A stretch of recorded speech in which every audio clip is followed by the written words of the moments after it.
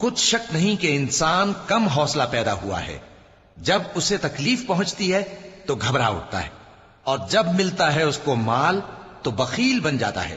مگر نماز ادا کرنے والے جو نماز کا التزام رکھتے اور ہمیشہ پڑھتے ہیں، اور جن کے مال میں حصہ مقرر ہے، یعنی مانگنے والے کا اور نہ مانگنے والے کا، اور جو روز جزا کو سچ سمجھتے ہیں، اور جو اپنے پروردگار کے عذاب سے خوف رکھتے ہیں، بے شک ان کے پروردگار کا عذاب ہے ہی ایسا کہ اس سے بے خوف نہ ہوا جائے۔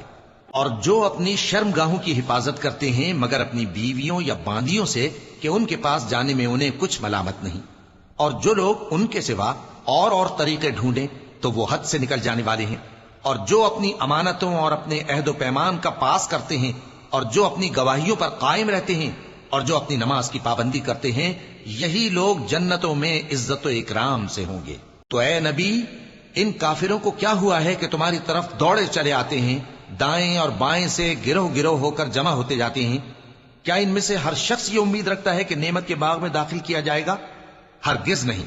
ہم نے ان کو اس چیز سے پیدا کیا ہے جسے یہ جانتے ہیں۔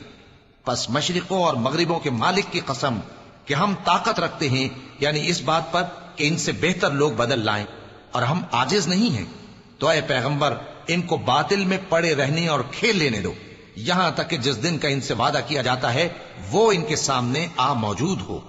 اس دن یہ قبروں سے نکل کر اس طرح دوڑیں گے جیسے کسی مقابلے کے نشان کی طرف دوڑے جا رہی ہوں۔ ان کی آنکھیں جھک رہی ہوں گی اور ذلت ان پر چھا رہی ہوگی۔ یہی وہ دن ہے جس کا ان سے وعدہ کیا جاتا تھا۔